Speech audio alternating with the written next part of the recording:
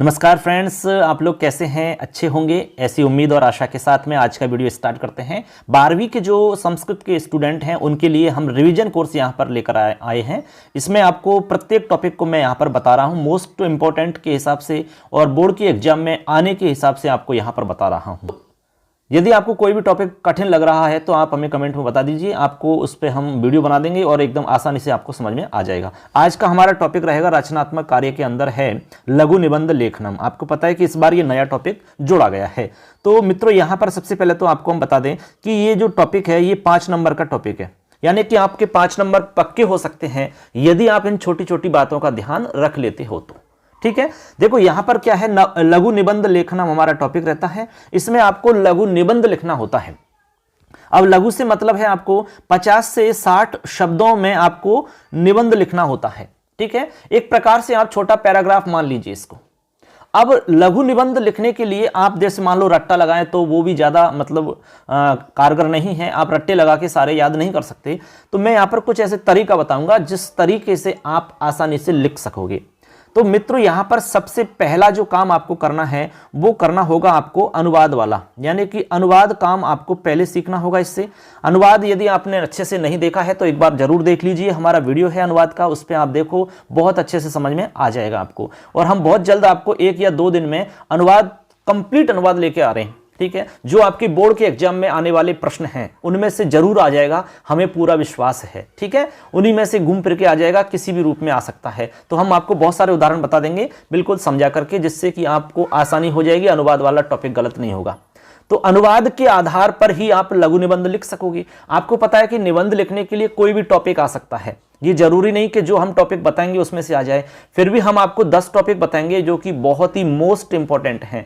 हमें पूरा विश्वास है कि इनमें से कोई ना कोई एक जरूर आ जाएगा।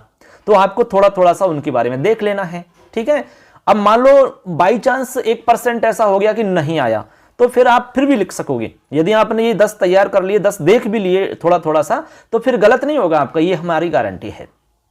ठीक है, और जो छोटी छोटी बात हम यहां बताने वाले हैं वो भी आपको ध्यान में रखनी है। तो अनुवाद के नियम आपको थोड़े ध्यान रखने होंगे, क्योंकि अनुवाद का नियम ध्यान रखने से आपका लघु निबंध लेखन हो जाएगा। एक तो तैयार, 5 नंबर यहां पक्के हो जाएंगे।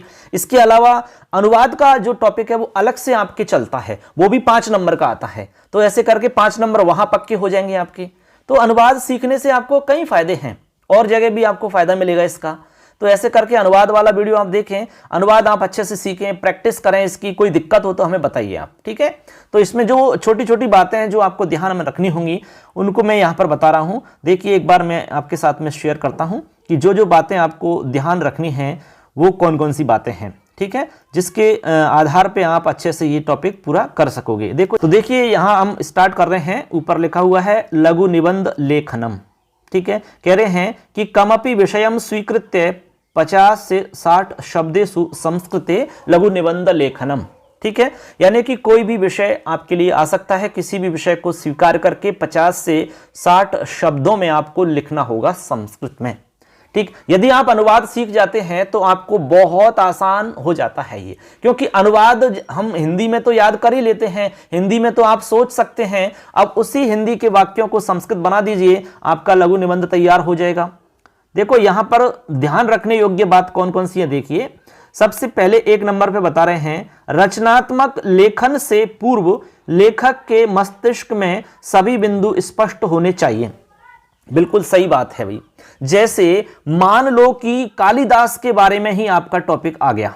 ठीक है, जैसे महाकवि कालिदास के विषय में ही आपका टॉपिक आ गया है। ठीक है, मान लिया हमने, पेपर में आ गया है, तो आप लिखना स्टार्ट करने से पहले कालिदास के विषय में आपके दिमाग में सभी बिंदु होने चाहिए। ठीक है, यानी कालिदास के बारे में जो भी जानकारी है आपकी वो सब आपको पता होना चाहिए। ठीक है, कालिदास का जन्म कहाँ हुआ है, कालिदास की रचनाएं कौन कौन सी हैं, कालिदास विशेष रचनाएं, इसके अलावा कालिदास को श्रेष्ठतम कवि क्यों कहते हैं, इसके अलावा कालिदास के विषय में और कोई भी आपको कथन इत्यादि याद हो, कोई श्लोक इत्यादि याद हो, कोई विशेष बात याद हो, तो वो भी आपके दिमाग में होनी चाहिए। ये सारी बात आपको लिखने से पूर्व ही दिमाग में हो, क्योंकि लिखते समय याद नहीं आएंगी, वो पहले से याद होंगी। तो आप उसी हिसाब से वाक्य बनाइए आप, और छोटे छोटे वाक्य बनाइए आप। ठीक है, हाँ, एक बात का ध्यान रखिए, यानी आप छोटे छोटे वाक्य बनाइए और छोटे छोटे वाक्यों में ग्रामर की जो गलतियां हैं वो आपकी नहीं होनी चाहिए, उनका आप ध्यान रखिए। ठीक है, तो आपका ये बिल्कुल अच्छे से हो जाएगा। फिर इसमें आगे कहते हैं, जैसे मूर्तिकार मूर्ति निर्माण से पूर्व प्रतिमा की एक वैचारिक आकार अपने मन में धारण करता है। जैसे मान लो कोई चित्रकार है, कोई मूर्तिकार है, तो उस मूर्ति या चित्र को बनाने से पहले उसके दिमाग में ये सारी चीज फिक्स होती हैं कि हमें ये यहां बनाना है, आंखें यहां ऐसे दिखानी है, बाल इस तरह से दिखाने हैं, वो सारी चीजें उसके दिमाग में पहले से ही फिक्स रहती हैं। आगे लिखते हैं, और उसी तरह लेखन के अनुकूल एक स्पष्ट क्रम को सोच लेना चाहिए। यानी कि आप जो लिखोगे वो एक क्रमबद्ध होना चाहिए, उसमें एक सिस्टम होना चाहिए। ठीक है, ऐसा नहीं कि उल्टा सीधा आपने लिख दिया तो वो प्रभावशाली नहीं होता है और उसमें नंबर आपको पूरे नहीं मिलते हैं। तो आप जब भी लिखो तो क्रम से लिखें आप। ठीक है, क्रम से लिखें। जैसे मान लो आपने पहले जन्म के बारे में बताया, स्थान विशेष के बारे में बताया, ठीक है, उनके माता पिता के बारे में बताया, इसके बाद में उनकी रचनाओं के बारे में बताया, ठीक है, और उनके बारे में कुछ विशेष बातें आपने बताई। तो एक सीक्वेंस होना चाहिए, एक क्रम होना चाहिए, उसी क्रम में आपको लिखना चाहिए। जैसे ऐसे नहीं कि भाई उनकी मृत्यु इतने को हुई, ये पहली बार में आपने लिख दिया, यानी पहली लाइन में आपने मृत्यु लिख दी, ठीक है, उसके बाद में आपने रचना लिख दी और लास्ट में जाके आपने जन्म लिखा कि जन्म इतने को हुआ। तो ये सिस्टम नहीं है, ये गलत तरीका है। तो आपको सीक्वेंस से लिखना है, तरीका से लिखना है, तो ये क्रम आपको पहले से ही सोच के रख लेना होगा। इसके लिए सर्वप्रथम एक रूपरेखा या बिंदु निर्धारित कर लेने चाहिए। आपको पहले ही अपने दिमाग में रूपरेखा तैयार कर लेनी चाहिए। तो मित्रों, मैं आपको यहां पर 10 टॉपिक बताऊंगा जो कि वेरी वेरी मोस्ट इंपॉर्टेंट हैं आपके बोर्ड एग्जाम 2022 के लिए। उन 10 टॉपिक्स के बारे में आपको पहले से सोच के तैयार रखना है, एक बार प्रैक्टिस कर लेनी है, आपको अच्छे से देख लेना है, उनको पढ़ लेना उनको अच्छे से, उसके बाद में आपको एग्जाम में उनमें से जरूर मिल जाएगा। ठीक है, आपको उनमें से नहीं मिला मान लो 1%, तो उसके आसपास में मिल जाएगा, लेकिन आपका सवाल गलत नहीं होगा, यह हमारा विश्वास है। ठीक है, आगे देखते हैं अगला बिंदु 2 नंबर। 2 नंबर में लिखते हैं कि रूपरेखा का पूर्ण रूप से अनुसरण होना चाहिए।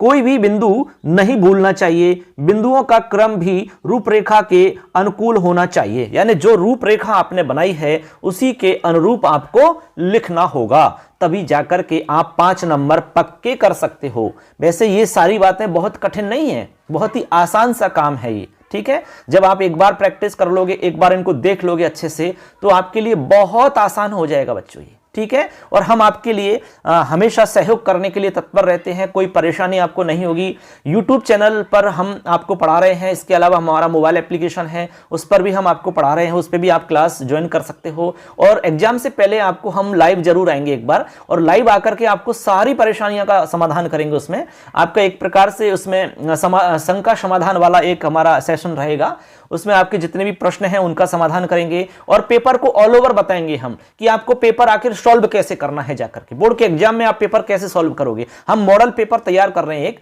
बोर्ड के हिसाब से बिल्कुल सेम बोर्ड की तरह पेपर तैयार कर रहे हैं। ठीक है, और हमें विश्वास है कि उसमें से बहुत सारे प्रश्न आपके आ भी जाएंगे बोर्ड के एग्जाम में।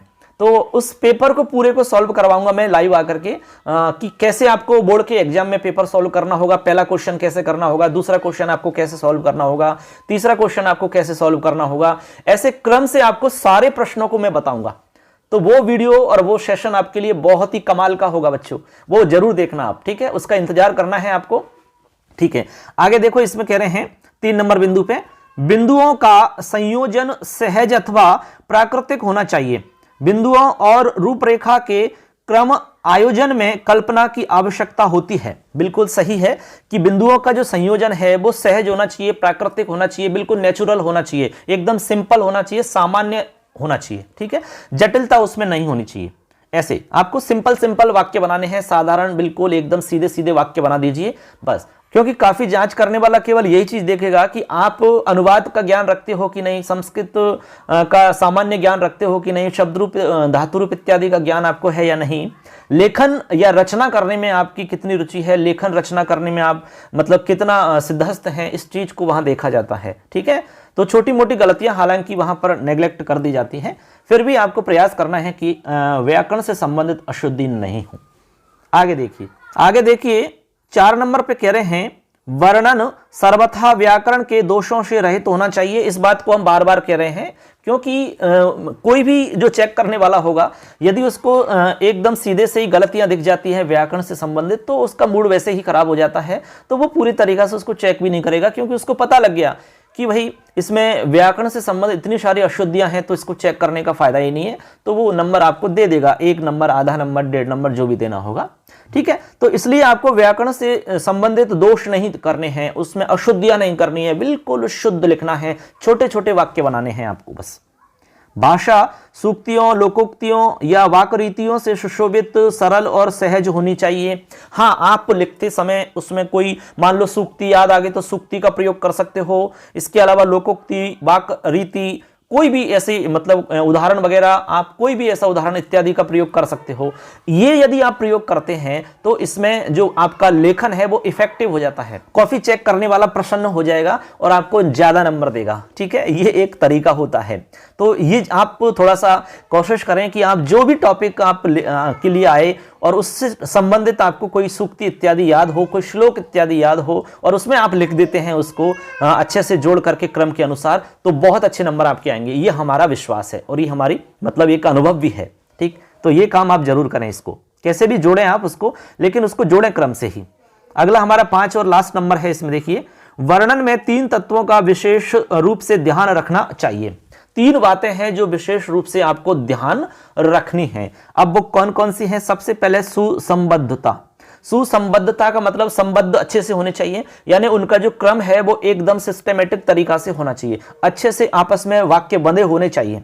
ठीक है, उनमें एक क्रमबद्धता होनी चाहिए ऐसे। अगला इसमें कह रहे हैं कि रोचकता होनी चाहिए आपकी। ठीक है, जो भी आप लिख रहे हैं उसमें रोचकता आपको इसमें कुछ क्रिएट करनी होगी, आपके लेखन में रोचकता वाली बातें वहां पर आप ऐड कर सकते हैं।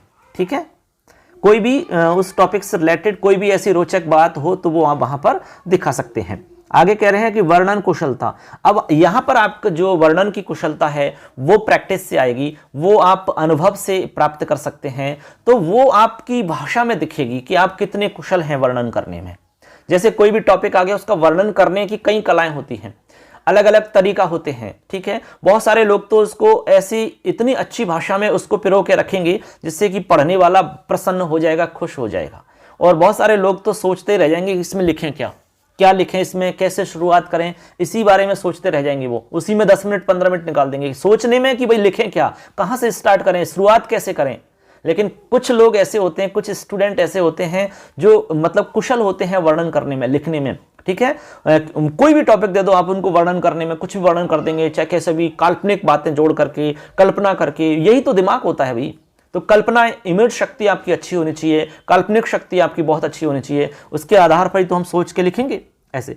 तो इस तरह से यहां पर 3 बातों पर विशेष फोकस रहेगा आपका, सुसंबद्धता, रोचकता और वर्णन कुशलता।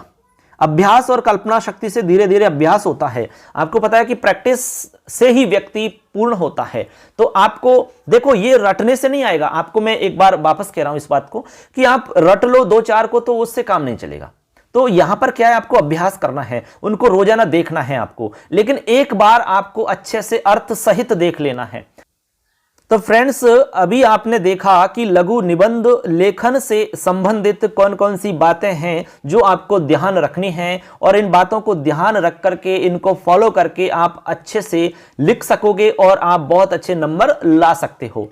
क्योंकि एक एक नंबर का महत्व होता है। कहते हैं कि बूंद बूंद से घड़ा भरता है, इसलिए हर टॉपिक को आपको अच्छे से तैयार करना है। यदि आपको वास्तव में बहुत अच्छे नंबर लाने हैं तो आपको एक एक टॉपिक को देख के चलना है, किसी भी टॉपिक को आपको छोड़ना नहीं है। हमारा पूरा प्रयास है कि 15 मार्च से पहले आपके पूरे संपूर्ण मैटर का अभ्यास करवा देंगे, रिवीजन करवा दिया जाएगा। तो चैनल पे बने रहिए। हमारा प्ले स्टोर पर मोबाइल एप्लीकेशन है, जैसे कि स्क्रीन पर दिख रहा होगा, मिशन करियर क्लासेज। अभी डाउनलोड कर लो फटाफट, और इस पे आपको हम जो भी मोस्ट टॉपिक रहेंगे, जो भी मोस्ट आपके पीडीएफ नोट्स रहेंगे, जो भी इंपॉर्टेंट आपकी बोर्ड के एग्जाम की दृष्टि से रहेगा, वो सब आपको इस पे हम डाल देंगे। ठीक है, और जब भी हम इस पे डालेंगे तो आपको मैसेज भी मिल जाएगा, पता भी लग जाएगा आपको, इसलिए डाउनलोड करके अपने मोबाइल में जरूर रखें। तो ये छोटी छोटी बातों का ध्यान रख के आप अच्छे नंबर इसमें ला सकते हो। अब मैं आपको वो 10 टॉपिक बता रहा हूं जो आपको तैयार करने हैं। ठीक है, उनके बारे में आपको जानकारी इकट्ठी करनी है और आप उनको तैयार करके रखें पहले से ही। इनको एक बार अभ्यास कर लें, उनका देख लें सबको, हिंदी अर्थ उनका पढ़ लें अच्छे से, संस्कृत उनकी बना लें अच्छे से, तो आपके दिमाग में रहेंगे तो पेपर में आपको एक ना एक उसमें से जरूर मिल जाएगा। ठीक है, चलिए देखते हैं, मैं आपको बता रहा हूं एक एक क्रम से। तो देखो मित्रों, सबसे पहले हमारा टॉपिक रहे महाकवि कालिदास। आपको कालिदास जी के विषय में लिखना होगा। तो कालिदास जी के विषय में आपको तैयारी करनी है पूरी की पूरी, इनके बारे में जानकारी इकट्ठी करनी है, कौन कौन सी इनकी रचनाएं हैं, कहाँ जन्म हुआ है, ठीक है, इनसे संबंधित विशेष कोई श्लोक आपको याद हो, कोई कथन हो, वो सारी चीज आप इसमें याद कर सकते हैं। इसके अलावा दूसरा टॉपिक रहेगा सत्संगति। सत्संगति वाला टॉपिक आपको तैयार करना होगा। सत्संगति का मतलब आप जानते ही हैं, ठीक है, अच्छी संगति। तो इससे संबंधित आपको कोई कथन इत्यादि है, कोई भी आपको कोटेशन इत्यादि है, कोई लोकोक्ति मुहावरा इत्यादि है, तो वो आप इसमें ऐड कर सकते हो, लेकिन लिखना आपको क्रम से ही होगा। ठीक है, इसके बाद में है आपका संस्कृत भाषाया महत्वम, संस्कृत भाषा का महत्व, ये हमारा तीसरा टॉपिक रहेगा। इसको आपको तैयार करना है, संस्कृत भाषा का क्या महत्व है, विश्व स्तर पर क्या इसकी भूमिका है, और आज की इसमें वर्तमान परिदृश्य में क्या स्थिति है। इसको शॉर्ट एंड स्वीट आपको लिखना होगा, यानी कि आप ज्यादा से ज्यादा 10 लाइन मान के चलो आप। ठीक है, 8 से 10 लाइन आप लिख दोगे तो आपके लिए पर्याप्त हो जाएगा। 50 से 60 शब्द उसमें पूरे हो जाते हैं आसानी से। ठीक है, कई बार ज्यादा भी हो सकते हैं, कोई दिक्कत नहीं है, लेकिन आप कम से कम 8 से 10 लाइन आप एक टारगेट बना के चलिए कि इतनी लाइन तो हमें लिखनी ही होगी। ठीक, तो हमारे 3 टॉपिक हो चुके हैं। चौथा आपको टॉपिक तैयार करना होगा प्रातः कालम। प्रातः कालम, ये हमारा चौथा टॉपिक रहेगा, प्रातः कालम। इसको आपको तैयार करना है। प्रातः काल से मतलब प्रातः काल के बारे में आपको बताना है, प्रातः काल क्या होता है, प्रातः काल में कौन कौन सी बातें मतलब अच्छी बातें होती हैं, भ्रमण इत्यादि के बारे में बता सकते हैं, प्रातः काल क्या करना चाहिए वो बता सकते हैं, प्रातः काल आपको कब जगना चाहिए वो बता सकते हैं, और भी अच्छी अच्छी जो आदत इत्यादि होती हैं वो आप यहाँ पर ऐड कर सकते हैं। अगला टॉपिक है पर्यावरण संरक्षणम। बहुत ही एक अच्छा टॉपिक और लेटेस्ट टॉपिक है आपका, जो वर्तमान में एक मतलब ज्वलंत स्थिति में चल रहा है कि पर्यावरण प्रदूषण इत्यादि बहुत ज्यादा हो रहा है। तो पर्यावरण संरक्षण का हमारा टॉपिक चल रहा है। तो पर्यावरण का संरक्षण कैसे कर सकते हैं, पर्यावरण को कैसे बचाया जा सकता है, किन कारणों से पर्यावरण प्रदूषण हो रहा है, ये सारी बात इसमें ऐड कर सकते हो आप। अगला टॉपिक है हमारा संगणकम। ये भी लेटेस्ट है एकदम और ये भी काफी इंपॉर्टेंट है। संगणक का मतलब होता है कंप्यूटर। कंप्यूटर का जमाना है, आपको पता है, तो कंप्यूटर के बारे में आपको सारी बातें ध्यान में रखनी होंगी, और जितनी बातें आपको पता है वो सारी बातें उसमें आप सीक्वेंस से, क्रम से लिखते चलिए। ठीक है, कंप्यूटर का उपयोग क्या है वो आप सब लिख देंगे, कहाँ कहाँ पर इसका प्रयोग हो रहा है वो आप लिख देंगे, पढ़ाई इत्यादि में कैसे उसका प्रयोग हो रहा है वो आप लिख सकते हैं। तो ऐसे करके आप सारी बातें उसमें ऐड कर सकते हैं। ठीक है, उसके बाद में हमारा अगला टॉपिक रहेगा सदाचार। तो सदाचार के बारे में आपको बताना होगा, सदाचार क्या होता है। ठीक है, इसके बारे में आप बता सकते हैं, कोई सूक्ति है, कोई आपके लिए कोटेशन है, कोई इसके अलावा मुहावरा है, कोई विशेष कोई भी श्लोक इत्यादि है, तो वो भी आप ऐड कर सकते हो। इस प्रकार सदाचार वाला टॉपिक आपका तैयार हो जाता है। उसके बाद में अगला टॉपिक है आपका परोपकार। परोपकार के विषय में आपको बताना है सारी चीजें, परोपकार क्या होता है, परोपकार के विषय में आपकी वही श्लोक इत्यादि, कोई भी कोटेशन है, कोई भी आपके लिए विशेष बातें ध्यान में आती हैं तो वो आप ऐड कर सकते हो। ठीक है, ऐसे आपको सारे टॉपिक तैयार करने होंगे। अगला टॉपिक है विज्ञान से महत्वम, यानी विज्ञान का क्या महत्व है, इस विषय को आपको तैयार करना है। और 10वां हमारा लास्ट टॉपिक है स्त्री शिक्षाया महत्वम, स्त्री शिक्षा का महत्व। इस टॉपिक को आपको तैयार करना होगा। तो ऐसे करके हमने यहाँ पर स्टूडेंट्स आपको बताए 10 टॉपिक। इन 10 टॉपिक को आपको तैयार करना होगा। तो मित्रों, इनमें से आपके लिए जरूर एक टॉपिक मिल जाएगा, हमें पूरा विश्वास है इस बात का। और यदि मान लो बाई चांस 1% नहीं मिला, तब भी आप इनके आधार पे आसानी से कर दोगे, चाहे कोई भी टॉपिक आ जाए। ठीक है, ऐसे करके हमारा आज का टॉपिक हो जाता है 5 नंबर का मैटर है। 5 नंबर आप पक्के कर सकते हो, ये छोटी छोटी बात यदि ध्यान रख लेते हो तो। अगला टॉपिक हम लेकर आएंगे अनुवाद वाला। ठीक, और उसके बाद में डेस्क वर्क जो आपकी है, एक्सीलेंट डेस्क वर्क को आधार बना करके हम इसमें मोस्ट इंपॉर्टेंट जो भी मैटर रहेगा वो सारा आप तक पहुंचा देंगे। और हमारा टारगेट है 15 मार्च। 15 मार्च से पहले पहले आप तक हम पहुंचा देंगे सारा मैटर। अब फिर आपकी जिम्मेदारी है कि आप कितना तैयार करते हैं। एग्जाम देने के बाद में हमें आप जरूर बताएं कि सर आपने जो पढ़ाया उससे हमें ये फायदा हुआ, हमें यहाँ पर दिक्कत थी लेकिन हम आपसे पढ़ करके ये हमारी दिक्कतें दूर हो गई। आपको कैसा हमारा प्रयास लग रहा है, हमारे चैनल पे आपको अच्छा लग रहा है कि नहीं लग रहा है, आपको कंटेंट मिल रहा है या नहीं मिल रहा है, ये सारी बातें आप शेयर करना जरूर हमारे साथ में। और आप अच्छे से तैयारी करें, निश्चित रूप से आप बहुत अच्छे नंबर लेके आएंगे। और बहुत जल्द आपसे हम लाइव कांटेक्ट करेंगे, लाइव सेशन रखेंगे जहां पे आप लाइव हमसे जुड़ सकते हो, डायरेक्ट आप हमसे बात कर सकते हो, आपकी समस्याओं का समाधान उसी समय लाइव हो जाएगा। तो उसके लिए आपको हम टाइम बता देंगे, शेड्यूल बता देंगे, लेकिन आपको हमारा मोबाइल एप्लीकेशन है mission career classes, play store से डाउनलोड करना होगा। स्क्रीन पर दिख रहा है, ये लोगो है हमारा, इसको आप देख लेना, डाउनलोड कर लेना, क्योंकि इसी पे हम लाइव क्लास लेंगे। और जब भी आपको लाइव क्लास रखेंगे हम, तो उससे 2 या 3 दिन पहले आपको सूचित कर देंगे, उसी समय आपको ध्यान में रखना होगा। और उसमें जो भी आपके प्रश्न रहेंगे वो तैयार रखें, आप सब प्रश्नों का समाधान कर देंगे उसमें, ठीक है। तो आज का हमारा टॉपिक पूरा हो जाता है, लघु निबंध लेखनम। इस तरह से आप इसको तैयार कर सकते हैं। तो आगे हम नए टॉपिक के साथ में फिर मिलेंगे, तब तक के लिए जय हिंद, जय तु भारतम, जय तु संस्कृतम, धन्यवाद।